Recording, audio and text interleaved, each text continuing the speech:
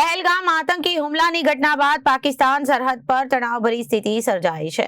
પાકિસ્તાન તરફથી સતત સીઝફાયરનું ઉલ્લંઘન કરાઈ રહ્યું છે, ત્યારે દેશના સિવિલ ડિફેન્સ ડિસ્ટ્રિક્ટમાં ગઈકાલે સાંજે 7:30 વાગ્યે મોક ડ્રીલનું આયોજન કરાયું હતું.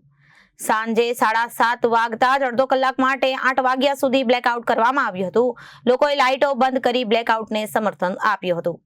ગઈકાલે સુરતમાં 3 જગ્યાએ આઈબીસી બિલ્ડિંગ, લક્ષ્મીપતિ, એપ્રિલ અને હજીરા ઇન્ડસ્ટ્રીયલ એરિયામાં બપોરે 4 વાગ્યાથી 8 વાગ્યા સુધી મોક ડ્રીલ યોજાઈ હતી, જેમાં લોકોને યુદ્ધની સ્થિતિમાં શું કરવું તેની સમજ આપવામાં આવી હતી. સુરત શહેર અને નોટિફાઈ એરિયામાં આવતા તમામ ફાયર વિભાગને જાણ કરી દેવામાં આવી હતી. તમામ પાવર પ્લાન્ટ ખાતે પહોંચી રહ્યા હતા અને સુરત સિવિલ હોસ્પિટલ અને નોટિફાઈ એરિયામાં આવતા હોસ્પિટલોને પણ જાણ કરી દેવામાં આવતા એક પછી એક એમ્બ્યુલન્સ પહોંચી રહી હતી. એનટીપીસી પ્લાન્ટમાં રહેલા કર્મચારીઓનો રેસ્ક્યુ કરવામાં આવ્યા હતા. જો કે કોઈને ઈજા કે જાનહાનિ થાય તો તેમને અંદરથી એમ્બ્યુલન્સમાં અને હોસ્પિટલમાં ખસેડવામાં આવી રહ્યા હતા. ભારત સરકારના ઓપરેશન અભ્યાસ અંતર્ગત મોક ડ્રીલ યોજાયું હતું. શહેરમાં 51 સાયરન 2 મિનિટ સુધી વાગ્યા. ખાનગી કંપનીઓમાં પણ સાયરન વગાડવાની અપીલ કરાઈ હતી. નાગરિકોને ડરવાની જરૂર નથી જેવી કલેક્ટર સૌરભ પારધીની અપીલ હતી અને હોસ્પિટલના આઈસીયુ સિવાય તમામ લાઇટો બંધ રાખવા માટે અપીલ કરવામાં આવી હતી.